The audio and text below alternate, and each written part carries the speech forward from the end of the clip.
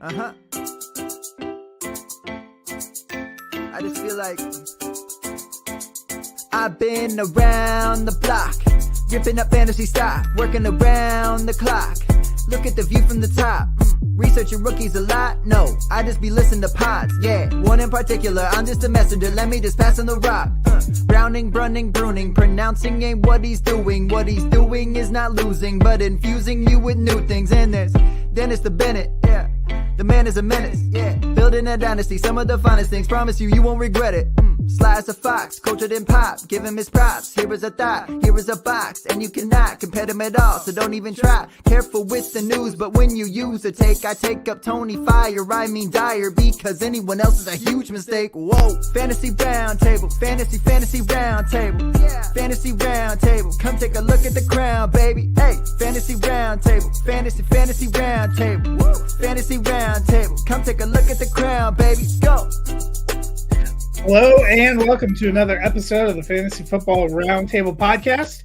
It is Tuesday and we are continuing our unit rankings. Going to be switching over and looking at the AFC quarterback rooms. Also a little bit of news, but Dennis, how was the weekend? The weekend was fantastic. Got the yard mowed, hit it out of the park for Mother's Day. The boy had a show on Friday and Sunday to celebrate the release of their new EP, Immolation. You can find it out there on Spotify, Bandcamp, all your various and sundry music purchasing platforms. Black Powder is the band, all one word. Immolation is the EP. And then the little rascal's up in Cleveland today getting his first tattoo. He's becoming a man. Getting up there. Well, it was somewhat, we got a few pieces of news, some of it dropping yesterday and this morning, probably the most of it picking up yesterday. One piece I didn't put on there, I just thought was funny, was Kirk Cousins saying that there was no hard feelings about the pick of Michael Penix, and the very next story was that he took all of his receivers on a private trip to watch film with John Gruden. Yeah. No hard feelings. Michael Penix. But you ain't part of the team, kid. But one quarterback that does seem to be getting some love from his franchise is one that's near and dear to your heart, and that's Jared Goff, a 4-year, $212 million extension. Averages $53 million a year, $170 million guaranteed. I know it's a big number, but that's kind of, to me, that's where the quarterback market is going. And Goff seems worth it for the fit that he's been in Detroit. But how are you feeling? As a Lions fan, I feel pretty good. As a Hendon Hooker fan, not so much. It just Michael Penix looking a little better. No, I like it for Goff. I like it for the Lions. You know, they've got a good thing going right now under Dan Campbell and Brad Holmes. And for whatever happened in Los Angeles, Brad Holmes saw something in Jared Goff, and he was willing to go out and get him and let him be the quarterback through the rebuild. I'm not saying the Lions are going to go win the Super Bowl because Stafford went and got one, but I think we got a good chance. They're building in the right direction. You know, they knew their weakness was the defensive backfield, and their top two draft picks were highly rated cornerbacks. Last year, they went out and got a dynamic running back and a couple, Jack Campbell over and Brian Branch over on the defensive side. You know, bringing in David Montgomery and Goff. You know, the Lions, unfortunately for Jameson Williams managers, you know, they're not going to sling it deep a lot. They're going to take their shots with Williams. So he's going to have to convert. You know, he's going to be a low target, high ADOT, high YPC receiver this year. And hopefully he continues to mature and he slots in there and does well. I was just looking at Spot Track to see if they put the numbers up yet, and they don't have all of it, you know, to see like where's the out in the contract. You know, at $50 million a year, it's tough to have an out though. Well, on $170 million guaranteed, it would kind of make you think there's a few years. That would Yeah, be. it probably has like 3 void years on the end of it. I don't know, man. 212 total and 170 million guaranteed feels an awful lot like that Kirk Cousins contract, where it's. I mean, if you really looked at it, unless they want to eat something, it's 3 years. But maybe that takes the pressure off Detroit trying to find the QB in waiting, and we'll see what we see from Hendon Hooker. You never know about these kind of things. It seemed unlikely that they were going to be able to move on from Aaron Rodgers, and the Jets found a way.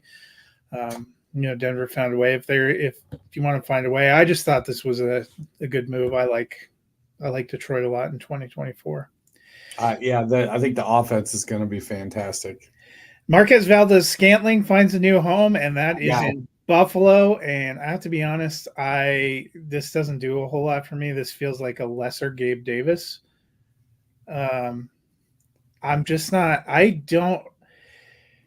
still don't know what Buffalo's doing, to be honest. Yeah, Buffalo seems like they're a little bit in disarray, trying to figure out how not to let the window slam close on their franchise quarterback. And McDermott and Bean seem to kind of be crapping the bed a little bit. And I love Marquez Valdez-Scantling. He's always been one of my guys. I get it, warts and all. He drops the ball in crucial situations and in non-crucial situations.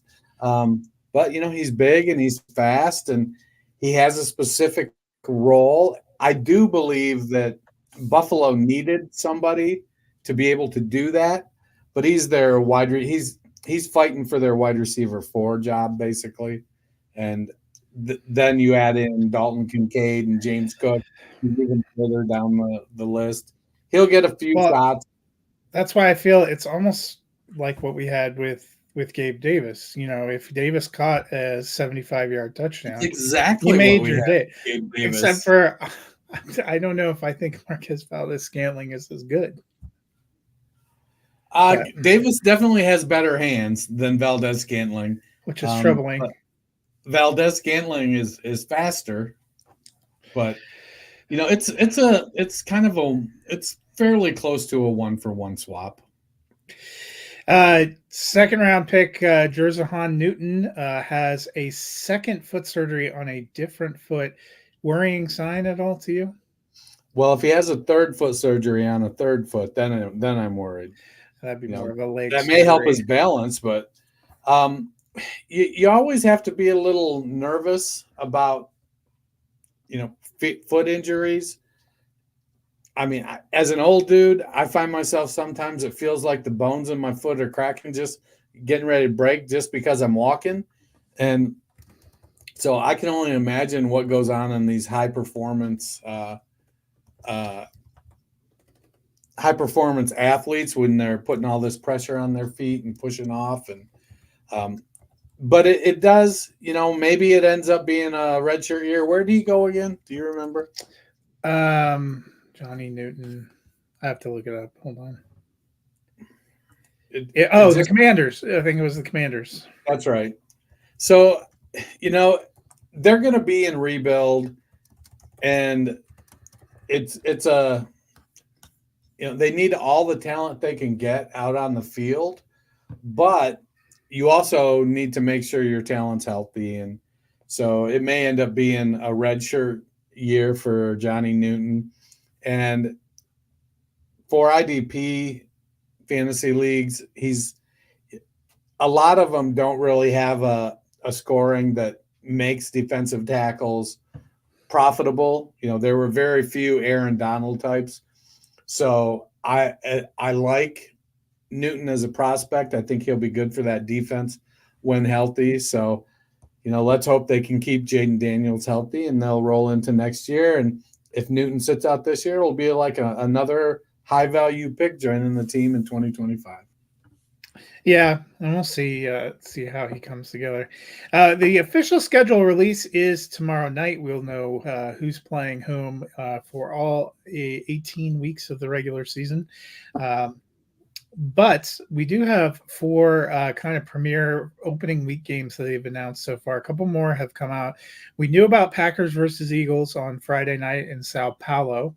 The opening night game on the Thursday before is going to be the Ravens versus the Chiefs. Sunday afternoon, the first game that will be called by Tom Brady is going to be the Browns versus the Cowboys. Kind of an interesting one.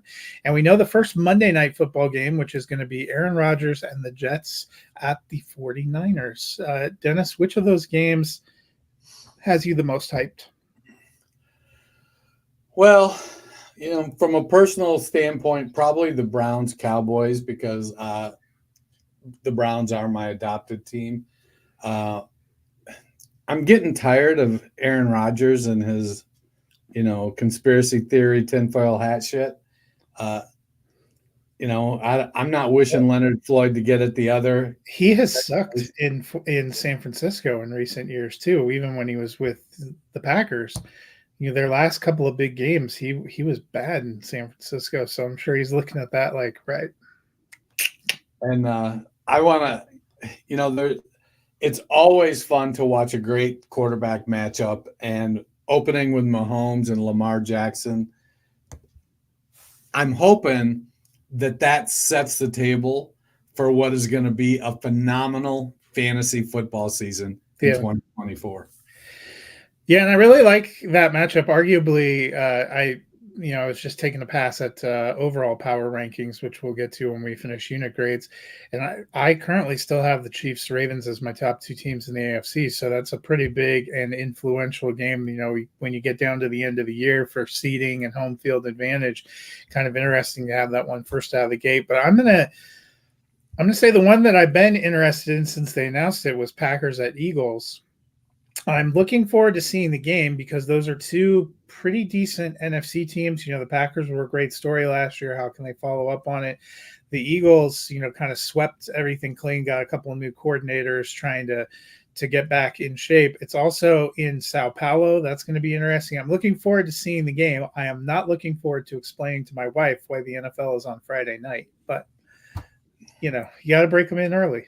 Got to break them in early. It is interesting. The Ravens have the second most difficult strength of schedule, so they're coming out hot. The Chiefs are clocking in at tied for 16th. So, well, it has to do with their divisions, though, because there's 4 good teams in the AFC North and there's 1 good team in the AFC West. And the Chiefs don't play them. Yeah, they are them. They are them. That seems like a good segue talking about quarterback matchups to dive back into our unit rankings. If you're watching us on video, you can see I just popped up the R-Lads depth chart. You can sort it by position. So I learned that last week. I have it sorted by quarterback. I have all 16 AFC teams up in the window. Dennis, who is number 16 bringing up the rear for you in the AFC? Where did it go? Number 16, I have the Las Vegas Raiders.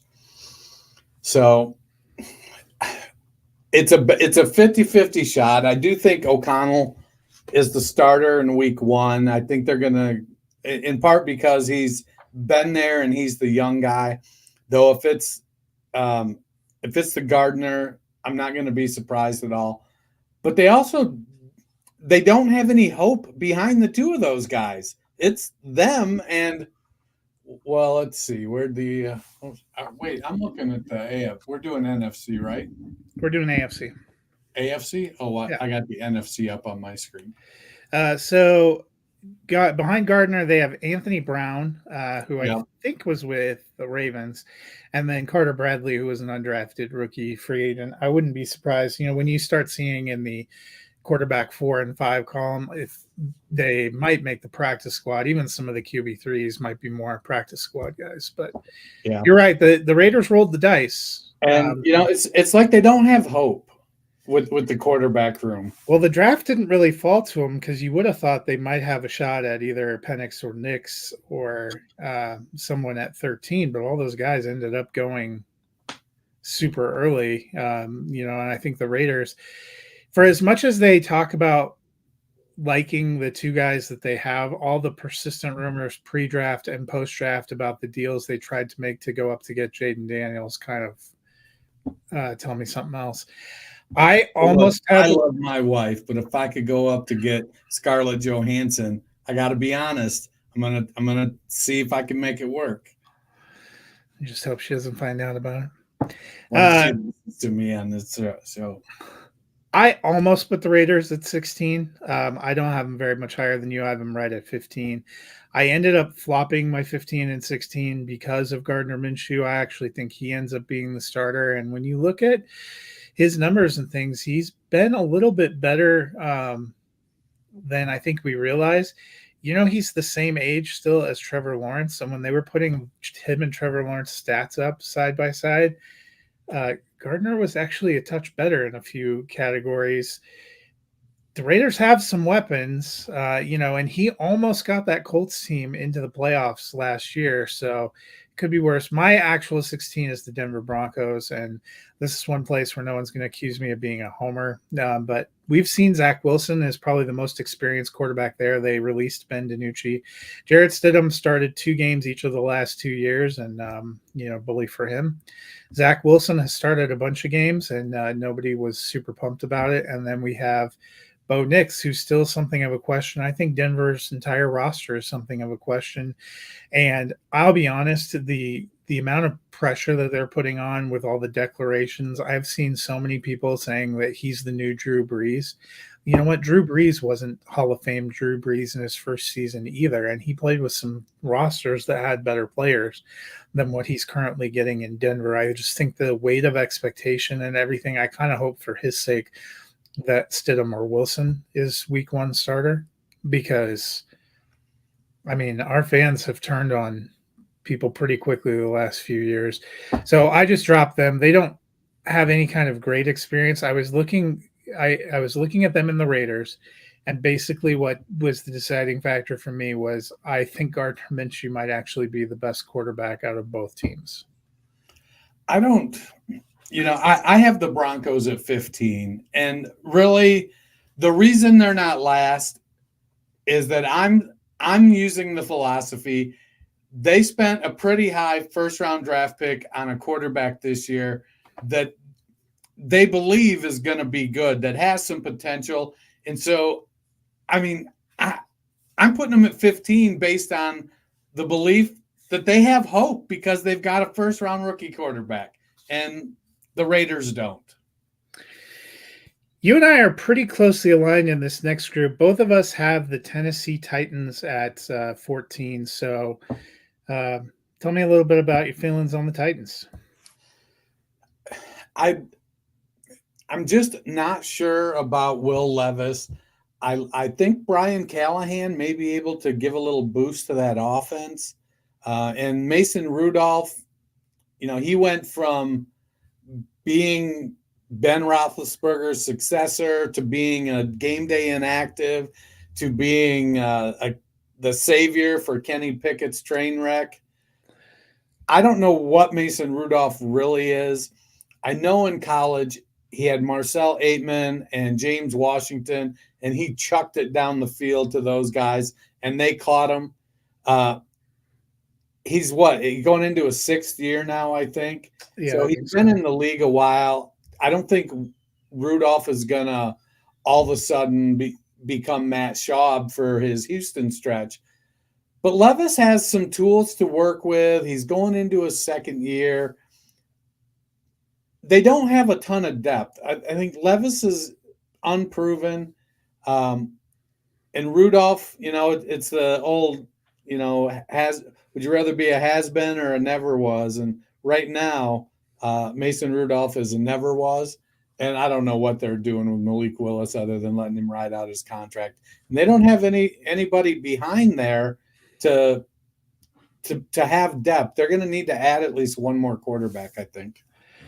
I think they might be rolling with the 3 they have, but that was part of my, a lot of your hopes for the Titans are predicated on Will Levis taking a big step in year 2.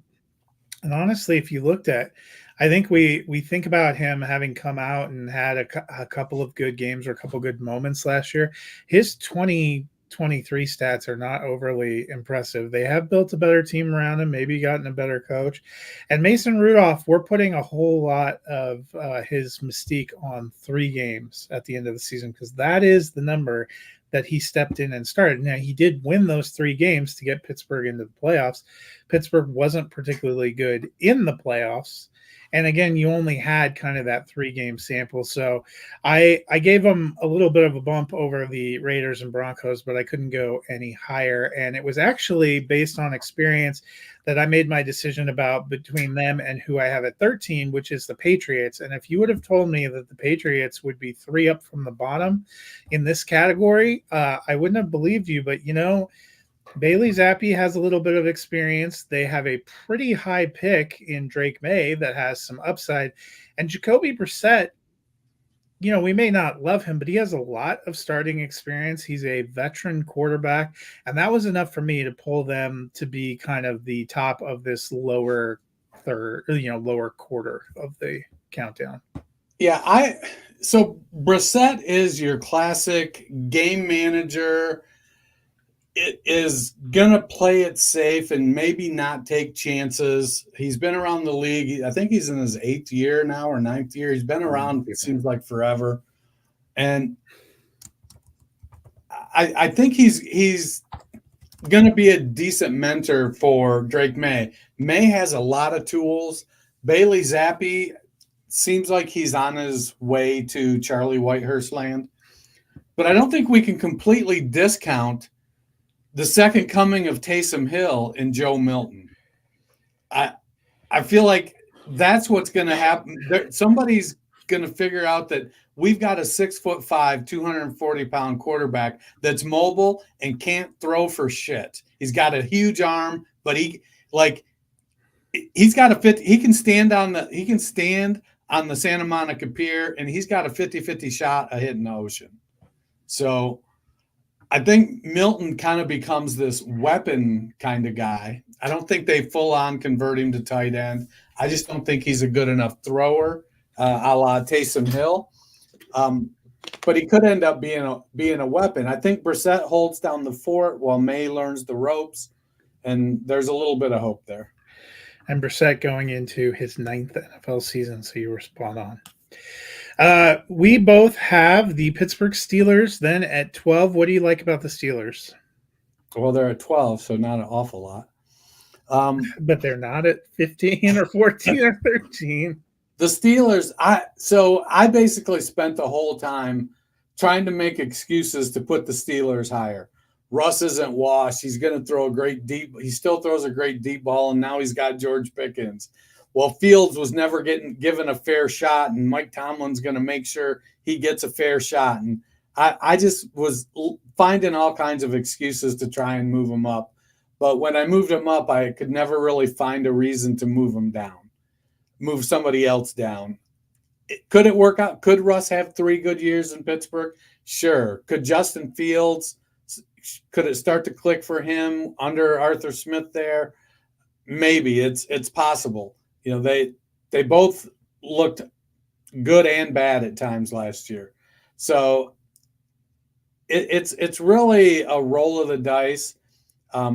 If Fields gets in there and they build the offense to his strengths, and maybe he learns how to see the field better and can get the ball, because Fields has a big arm too. He can get the ball downfield, and so that's going to keep George Pickens happy. And we saw, Roman Wilson could slide into that, intermediate DJ Moore role. It's possible that, stuff happens and these quarterbacks, one of them ends up being a reasonable starter. Yeah, no one remade their quarterback room like the Steelers. They literally took the 3 quarterbacks they had last year and sent them elsewhere and have 3 entirely new quarterbacks, including Kyle Allen, who's there as their 3rd quarterback. They have some options in their room. Both Wilson and Fields are needing some kind of a second chance restart. Some of the reports now that are coming out about how toxic the quarterback rooms were, that Justin Fields were a part of are not that far off from the reports that were sometimes about Russell Wilson and his teammateship in Denver. So those guys ought to have a lot of fun together. If I'm Kyle Allen, I'm going to, take up some kind of Zen meditation as a hobby this offseason. So we'll see how it works. At 11, you and I both have the Dolphins, unless you just changed yours. No, it looks like we are still there. I thought about it, but I love Tua. I think he's a great starter. I don't know how good I feel about what's behind him. Mike White had a couple of you don't remember that game 3 years ago in New York? It's not 3 years ago. It's 2022. But I mean, he had a cup of coffee with the Jets. They weren't exactly winning, and they didn't make a huge effort to retain him. Skylar Thompson started 2 games, including a playoff game in 2022 also, but I wouldn't call it great. So Tua's been great. He seems like he fits that offense, but this range for me is a little bit about a good veteran quarterback and zero depth behind them. Yeah, I again, another team I wanted to move up, and I really debated with my team at 10, the Jets. I don't know that because I think Tua is better than Aaron Rodgers at this point. And for fantasy, I think Tua is probably going to have a better season for fantasy. Not that I think Rodgers is going to be unstartable. I think he's going to have a good year as well if he can stay healthy. But looking at it over the next couple seasons, Rodgers is clearly at the end of his career. He's got other things on his mind. He wants to get in his dark room and take ayahuasca and go chase conspiracy theories. So it wouldn't surprise me if he starts showing up in a, Sherlock Holmes hat. But I'm with you. Mike White flashed in that, he had that good couple game stretch, and then it became, Miami needs to get a better backup behind Tua, because Skylar Thompson was clearly overmatched. Well, that was 2 years ago. Thompson, I think, I'm going to say he's shown himself well to be able to hold on to the roster spot. And Thompson wasn't the primary backup that year. It was Bridgewater. He got hurt too. Right. So they let Teddy go, and I guess thought Mike White would be an upgrade over Teddy. Who's to say? I have the Jets one higher than you at 9. I have the Chargers sandwiched in between them, because the Chargers to me are another team. I like Justin Herbert a lot, but behind him is Easton Stick, Max Duggan. We saw Stick play a couple of games last year, and they were regrettable, to say the least.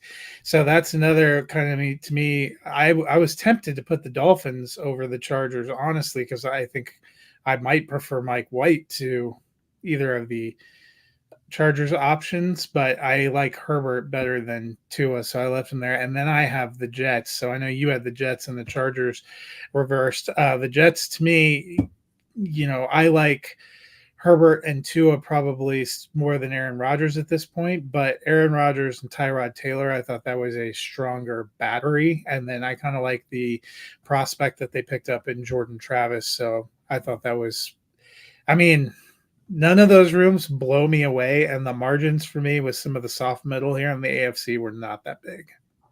Yeah, these 3 teams are all in the same tier. And so it's hard to make an argument about your order. I like Herbert a lot. And, Easton Stick is one of those. He's been in the offense a long time, and I think I give him some credit for that. He's been with the Chargers. The offense is new this year with Harbaugh. And I think Harbaugh, his tendency to run is probably going to protect the quarterback and the backup quarterback if they get in. Tyrod Taylor, to me, is kind of turned into a myth.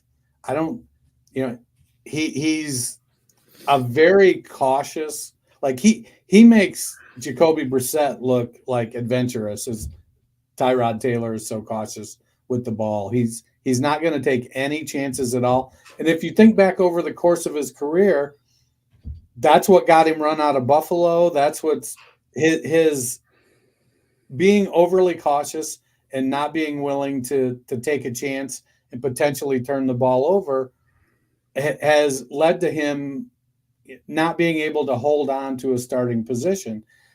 And he's a guy that makes you comfortable because he's going to be cautious. And as a number 2, you kind of want that. But I'm not looking if Rodgers gets hurt again, I'm not sure they're going to win a whole lot more games than they did last year with the backups. I mean, taking it with a grain of salt, he was the quarterback that looked the best for the Giants when he played last year. So he gets to stay in New York anyway. Yeah, it doesn't have to move. You and I both have the same number 8 team, and that is the Cleveland Browns. This was a close call for me a little bit, because Watson, we have only seen 12 games in 2 years, which gives me pause, but they did go out and get Jameis Winston and Tyler Huntley, kind of an acknowledgement that they needed something behind him. But at the same time, it's a little head scratcher for me that they didn't just keep Flacco, who was the comeback player of the year and seemed to fit what they were doing there. Winston is another guy, 3 years ago, he had a lot of potential, but we really haven't seen him do much aside from hold the clipboard and get in and defy his coaches. And Huntley, we've seen him start a few games. He's never exactly been able to win those games, but it does give them some depth. So I ended up ultimately putting them at 8 to kind of start the top half of the AFC draw. Yeah, I think I feel comfortable with the Browns' depth. We've been waiting now for a couple seasons for Deshaun Watson to come back to form. And it's just not something that I'm hanging my hat on anymore. I don't expect him to get benched for Winston or Huntley or DTR. If he's healthy, he's playing. I don't know if DTR even makes the active roster the way they're. He'll be a practice squatter. Yeah. He's a developmental, which is where he should have been last year.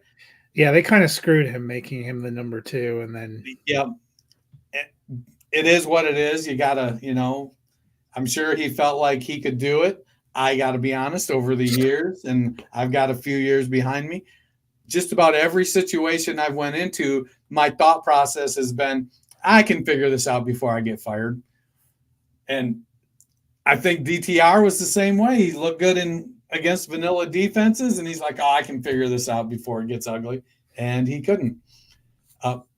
Winston, he was one of those guys I felt deserved a chance. And he just has never really gotten the chance. Whatever happened in New Orleans before the outright defying the call, they decided he wasn't going to be the guy, and then they went out and got Derek Carr, and I know he threw. It's weird because I thought when he first went to New Orleans, he was going to get a shot, and then didn't he get injured and somebody else had to go in? But he just never. It just seemed like they never really gave him a real opportunity. And then they went out and got Derek Carr, and it certainly wasn't going to happen then, for better or worse. Now it's been 3 years since he was a starter. I think that he's going to need to have somebody in front of him get hurt and come in and play, more than a half a season at a high level to make somebody go, hey, maybe we should consider this guy. Yeah, let me look. So it's actually been even longer than we realized. 2019 was the last time he was a starter and played. That was his 30-30 season? Yeah, that was his exactly 33 and 30, 5,100 yards. His first year in New Orleans, he barely saw the field. In 2021, he ended up starting 7 games. He went 5-2, 1,100 passing yards, 14 touchdowns, 3 interceptions, but then the next year he barely saw any action, and then they traded for Derek Carr. So I think we're thinking after 21, which is why we were thinking about like 3 years. It seemed like there'd be something. It didn't happen.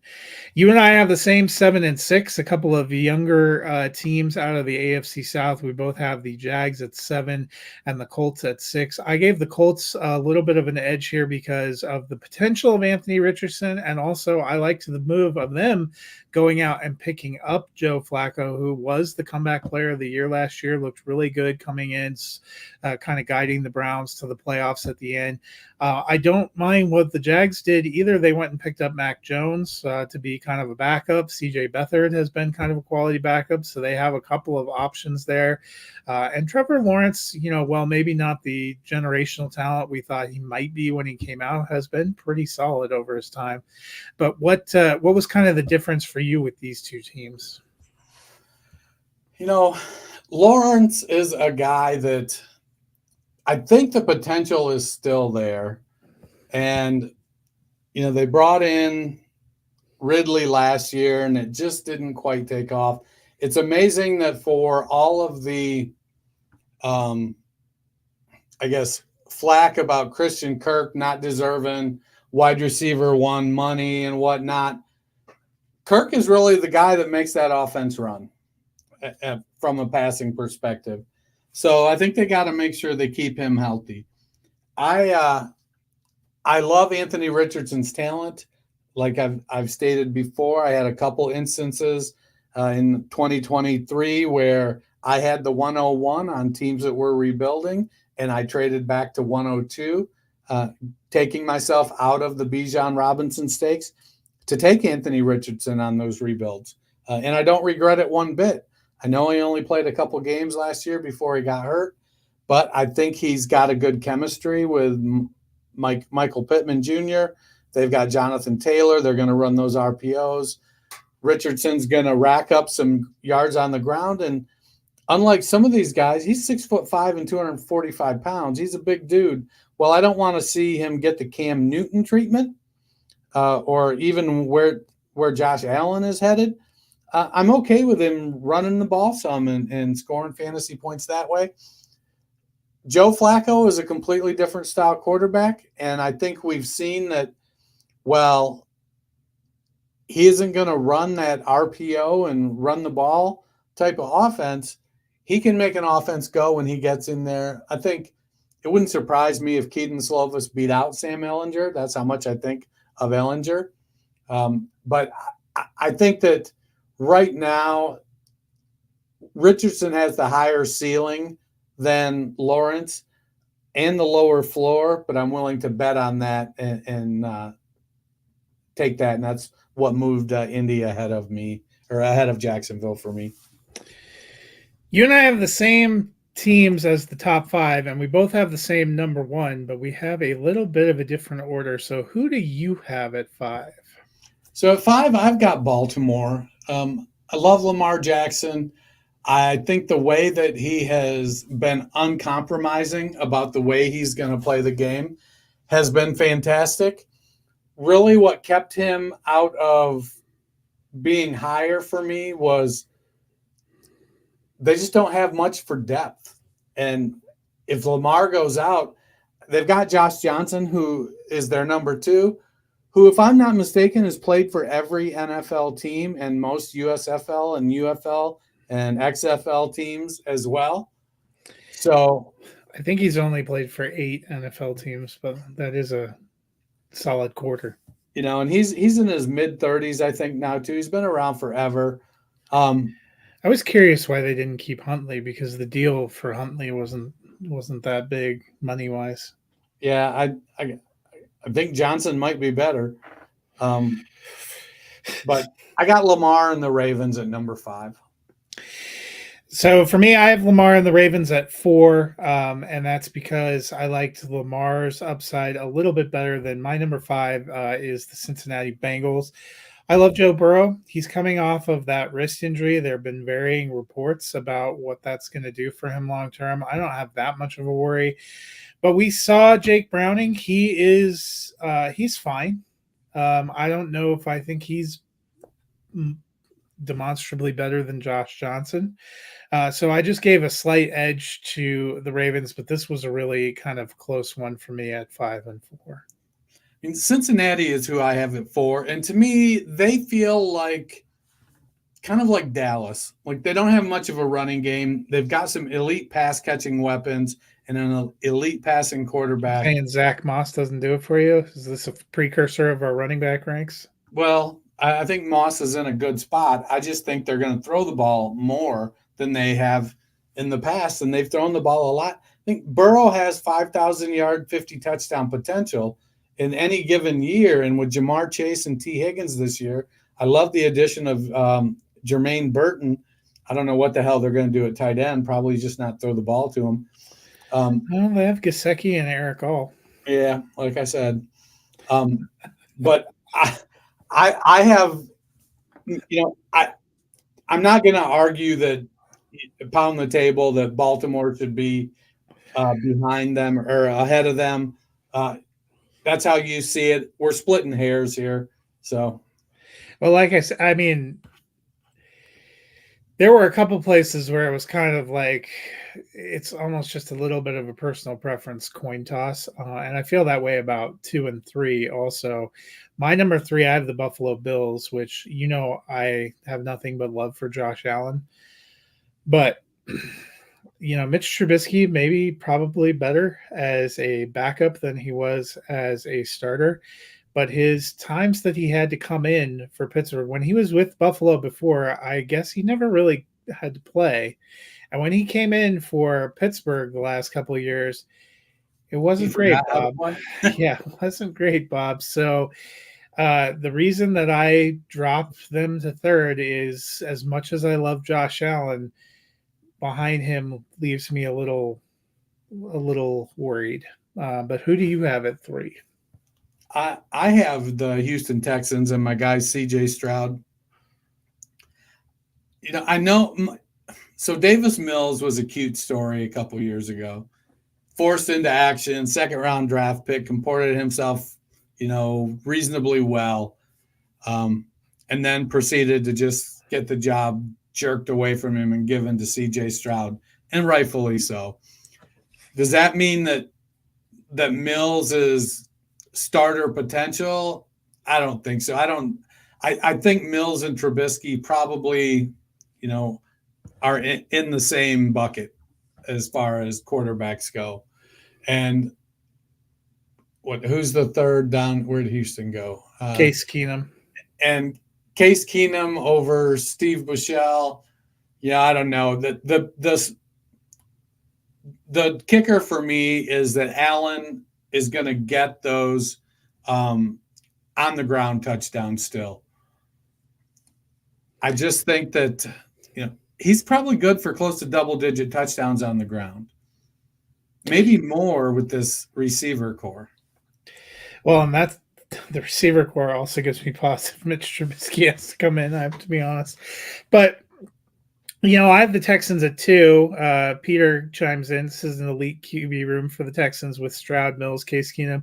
And we can't forget Tim Boyle. And I'm going to be honest, the Texans, that was part of it for me. I like C.J. Stroud. I like his upside. Do I think Josh Allen's a little bit better right now? Sure. But not hugely better. In our dynasty ranks, I have Allen at 1, but I have Stroud in my top 5 now. I like what he's doing. And Davis Mills, Case Keenum, and Tim Boyle all have starts in the NFL. Now, are they all incredible starts? No, but in the case of Mills and Keenum, they've had moments where they were actually good. Jared Stidham have starts too. Well, Case Keenum actually took a team to the playoffs. He actually stepped in and started some games as a bridge for the Texans last year and kept them in the race in the AFC South. Mitch Trubisky has been bad when he's come in the last few years, and he only really had one good year with the Bears. He had a lot of years. If you're saying he and Davis Mills are in the same tier, they probably are, but I'm not so sure I wouldn't take Davis Mills. Mills got stuck on some Texans teams that didn't have the coaching or the players or anything else that they have now, and he wasn't horrendous. I mean, he was trying. They were not a good team when he was there. And he probably is better as a career backup, but I'm not so sure he wouldn't be better than Mitch Trubisky right now. So for me, that was enough to kind of be the distinction there. But you have the Bills, I think, at 2. So what do you like better about their room? Just Allen with the. Yeah, I think that Allen provides a a different dimension with his ability to run the ball and his rushing touchdowns. It's, he's going to elevate the receivers on that team. I think it's easy to bang on Keon Coleman because he only did one thing in college, and he isn't terribly fast, but I think he's going to fit right in with the Bills. They got Curtis Samuel. Dalton Kincaid is who that offense is going to run through, and I think we've seen. So Buffalo has spent lots of time playing Kansas City and having to scout Kansas City and having to chart Kansas City's plays. So they know how to use Dalton Kincaid like Kansas City uses Travis Kelce. It's going to come down to, can Kincaid and Allen develop that ad-lib chemistry that Mahomes and Kelce have? And if they do, I think that bodes very well for Josh Allen. So if you're keeping track at home, there's one AFC team left. Dennis and I both have the Chiefs at number 1. And for me, it's not just because of Patrick Mahomes. The same reason I lauded the Eagles, who were my number 1 in the NFC, for going out and getting a very solid backup option for themselves in Pickett. The Chiefs did the same thing. They went out and they signed Carson Wentz. I like him as, the number 2 option there. I don't know how I feel about some of their depth pieces, but to me, Patrick Mahomes is the best quarterback in the AFC and in the NFL, and they have a really quality backup, so it was pretty easy for me to put them up at the top. Yeah, it's, once you get it down to the QB3s, it ends up being just such a crapshoot, and you don't really know what's going to happen until they're facing the fire. But I agree with you. Carson Wentz, I felt like he should have been on a team last year. He's surprisingly older than you would think. He's 30 or 31. And it feels like he should be younger. It doesn't feel that long ago. He was taking Philly to the playoffs and stuff. But it was actually a little while ago, and he came into the league as a little bit older. I think he was 23 when he came into the league. So he's a seasoned veteran now, and if he gets called on to play in Kansas City, I don't think he craps the bed. I think he'll be just fine. He could be Kansas City's Nick Foles. Yeah, and you're right. Wentz is 31.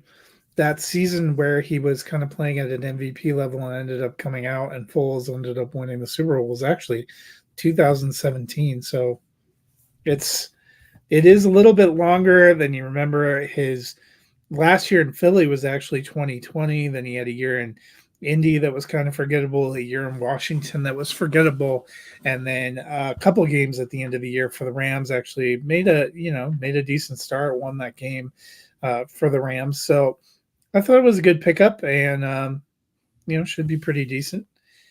So Dennis, what is one team in the AFC who has jumped up most for you year over year? So year over year, it's the challenge is that the AFC didn't add a whole bunch of like great rookies to lousy teams, and I think you kind of have to go with the Steelers just because Pickett and Trubisky were outplayed by Mason Rudolph. And while both Russell Wilson and Justin Fields got benched last year, I think they're both are definite upgrades over the quarterback room in Pittsburgh last year. I don't think Fields got benched by the Bears. He missed games in the middle because of his thumb injury. Well, I guess they got rid of him. Yeah, they did get rid of him. For me, the one that I think has come up the most for me is the Texans. I think I had them like middle of the pack last year. I liked the potential and the depth, but having seen what we got in CJ Stroud, they were kind of a riser for me. On the flip side, the team for me that's fallen the most is the Broncos, because I doxed them all the way down to last place. I think I had them somewhere in the middle last year because I was still, I was hopeful with Cautiously optimistic. Russ in his first year with Sean Payton and Jarrett Stidham, and now I just don't know what they have. Which team kind of fell off the most for you? You make a great point there with Denver, and Bo Nix was my QB6 in this class, and so for Denver to get him, and essentially, I know they're talking the talk that he's not going to be the starter, but I mean, when you've got Zach Wilson and Jarrett Stidham, I got to be honest, like, why are you avoiding the inevitable? Will Levis, I think they're trying to play for the number 1 pick. That's the only part of their strategy I'm on board with. Yeah. Well, Will Levis in Tennessee, I don't think Tennessee had a great room last year with Levis being a rookie, Tannehill being old, and Tannehill's still out there as a free agent. I don't know if he's going to get signed or will be an injury replacement or what. But they're going into last year, I think we felt a little bit better about Tennessee than we do this year. So I think they, Levis could very easily prove us wrong. I think the Raiders, I think we felt a lot better about their room last year too. I have them pretty close to the bottom because Jimmy G and Aiden O'Connell and Brian Hoyer were your options. I wasn't incredibly. I might have actually had them last year. So they came up. So I guess our last question, who is the biggest question for you? For me, it's Tennessee, because a lot of it is riding on Will Levis. If he is what they hope he is, then they could have a pretty good team. But if they've surrounded him with coaching and with players and with offensive linemen, something that not all young quarterbacks are afforded. Let's see how it works out for them, because as you pointed out, I don't know behind him, if you have to turn the reins over because it's not working, what do you really have in Mason Rudolph? And I think we know enough to know that they probably still don't have a lot in Malik Willis. Yeah, I don't disagree with those sentiments. Do you have another that you have questions about? The real questions for me, probably New England. Is Jacoby will he make enough plays until Drake May gets in there? And then once Drake May gets in there, will he not be overwhelmed and be able to make plays? A lot of it, I think, is going to come down to, now that Bill's gone, can New England draft wide receivers? I wasn't very impressed with the selections that they made. But it's also not been impressive. Some of the Patriots just had their rookie mini camp, and some of the commentary is that their front office and their coaching staff think they might have made a mistake. And you got to love that footage that leaked out of JJ McCarthy's throw in Minnesota too. This is about the time where they start crushing all these high rookie draft choices. Yeah, it's the season where, they're either going to show routine things and pump them up as extraordinary, or they're going to show colossal flops and, the sky is falling. Well, that'll do it for us today. We will be back on Friday, moving to running backs. We'll be looking at the NFC running back room, some interesting groups in the NFC. But Dennis, if people are feeling a little lonely in the interim, what can they do to fill their time? They can go to their favorite podcast platform, hit the little digits, type out the Fantasy Football Roundtable podcast, and like and subscribe. Give us a little rating and a review. We broke the top 200 in England last week. Well, that's pretty good. You know what will be exciting on Friday is to see if I can manage to fit, because there are a lot more running back rooms now that have like 8 or 9 guys, because I forget that it's a happy time of the year, but we will make it work. And I'm excited to talk running backs. We'll see. We'll probably also talk a little bit about anything that stands out about the NFL schedule release. You can catch that full release in prime time tomorrow night. The season inching ever closer. Zamir White season, baby. Have a great week.